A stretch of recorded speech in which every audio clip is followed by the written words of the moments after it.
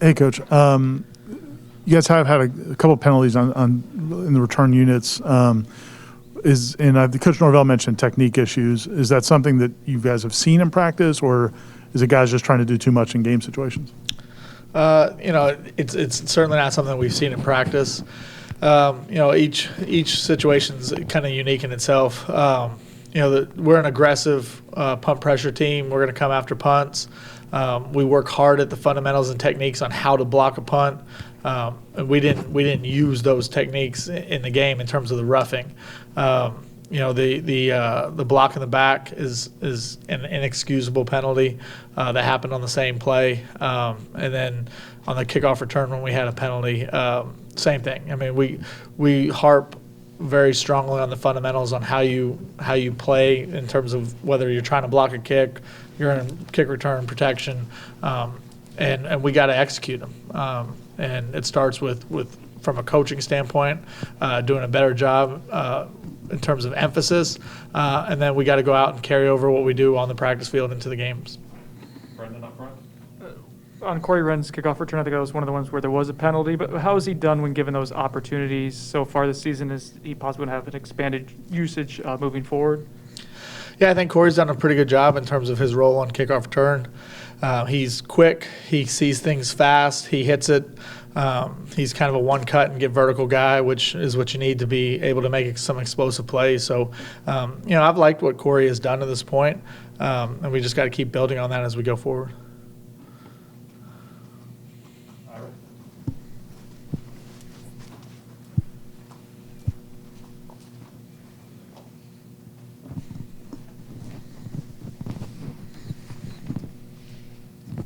Try carrier pigeon. You on the roughing the punter. Should he just not get anywhere near him so that there's not a chance of it being called? I mean, is there anything you guys? Because on the replays it looks like a bad call. Is there anything that you would instruct guys to not do to avoid being in that position? Well, to get technical on it, we talk about two different angles in terms of punt blocks.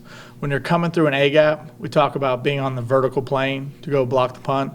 When you're coming from outside in, we talk about being on a horizontal plane.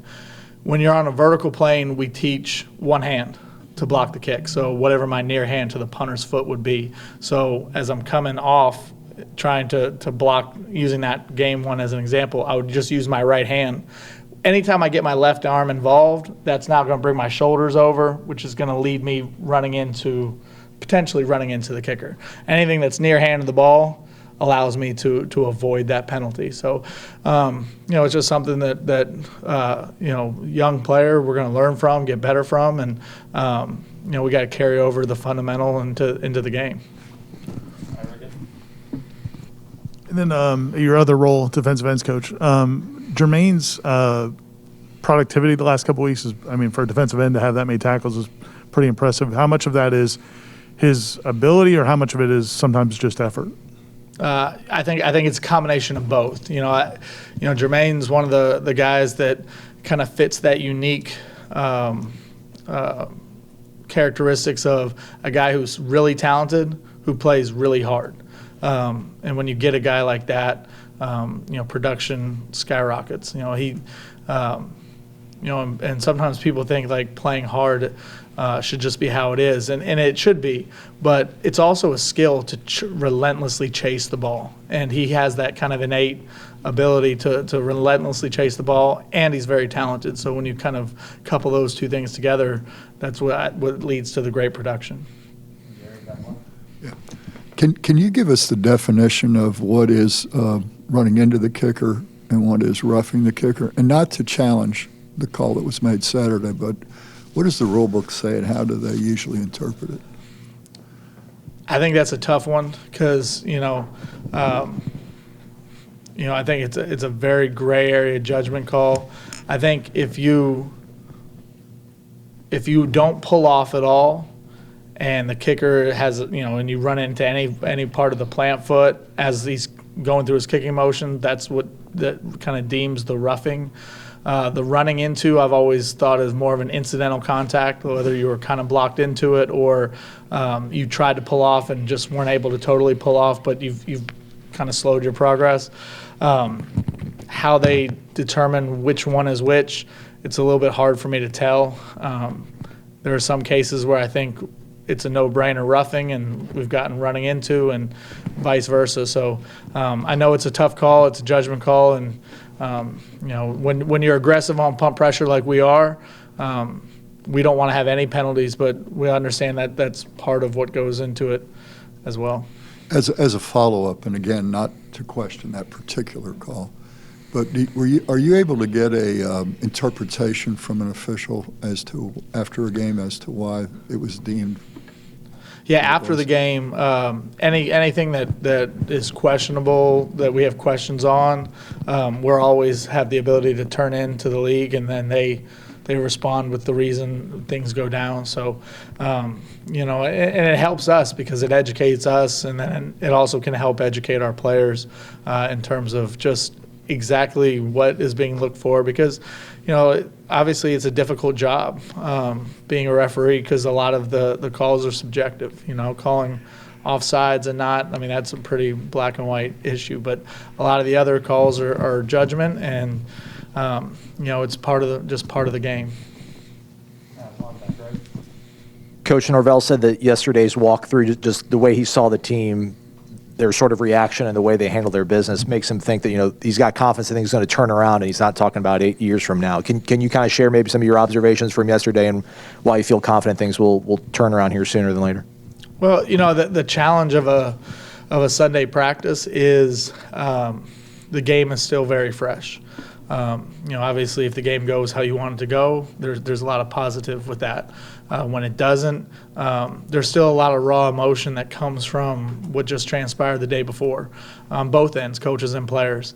And I thought the guys came in with a very workmanlike attitude, good energy, good enthusiasm, especially coming off of what was a difficult day, a disappointing day, and then a late plane flight home. And I thought the energy was good.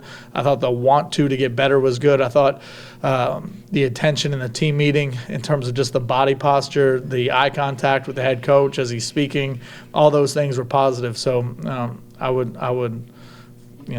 agree with what Coach said there in terms of just the way they approached yesterday was a positive. Coach Fuller mentioned Derek McClendon is a guy that you're starting to see more from, and I know Quayshawn has had some moments. That position, that rotation, are you starting to see what you want to see from the depth at that position? Yeah, it was what we hoped for coming into the year. Is really kind of the big picture plan was knowing Derek and Quayshawn were guys that we felt like were going to be good players for us.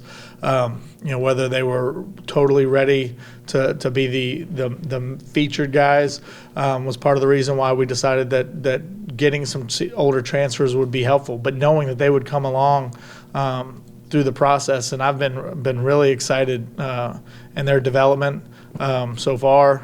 Derek's played really well, I think, the last 2 games, and just not even 30 minutes ago, I had him in my office, and we were talking through part of the reason why you see that continued growth from him is the way he approaches his work every day. Derek's a hard worker. He's always been a hard worker. He's a grinder. Comes with great energy and enthusiasm to the practice field, and I'm happy for him. He's starting to see the results on the field because he's worked really hard to get to the point where he is right now.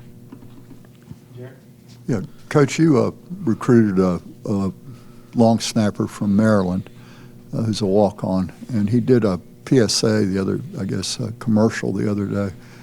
Can you talk about him and his sister and that whole story? I think I can, and the only reason I say that is I don't know all the rules on NIL and if we can promote that or not promote that.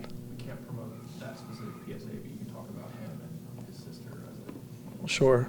And your relationship. Yeah. So no, James he's an awesome kid. I mean, he's the kind of guy that I would fully trust with anything that I ever asked him to do to get done. I would trust him to take care of my kids. I would in every way, shape, or form, I trust him because he's got a good heart. I had no real idea that he was even considering transferring. But when I saw him go into the transfer portal and it was legal for us to contact him, it was immediate contact just because of the trust and the relationship that was built over the time when I was at the last school. And, just in terms of the person he was and the person he is, he's got a big heart. He's a caring guy. None of what came out on the PSA surprised me because of who he is. And I just think whatever his future holds, he's going to be successful just because of the way he approaches his day-to-day. Okay. Oh, one more.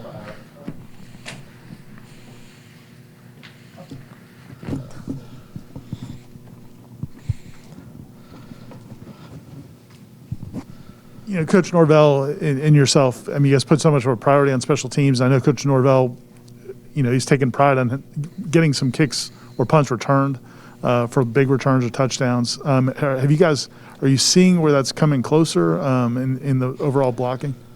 Yeah, when it comes to the return game, there's a lot of things that when you go back and watch the film on a Saturday night or a Sunday that are positives. The tricky thing about those big plays is that close doesn't count. 9 out of 10 guys being blocked doesn't count. Almost hitting the seam doesn't work. And that's where we are right now in our return game. We'll have all the blocks happening except for maybe one. Or if there's a point in time you got to make one guy miss, we got to make him miss. And it's not far away, but it's one of those things that close doesn't cut it, and having everybody almost blocked isn't going to be what's going to spring us to a big play. So, are we far away? No, we're not far away in terms of being able to break one out, but we got to put it all together, and that's absolutely the challenge for this week. Okay, thank you, Coach. Thank you, guys.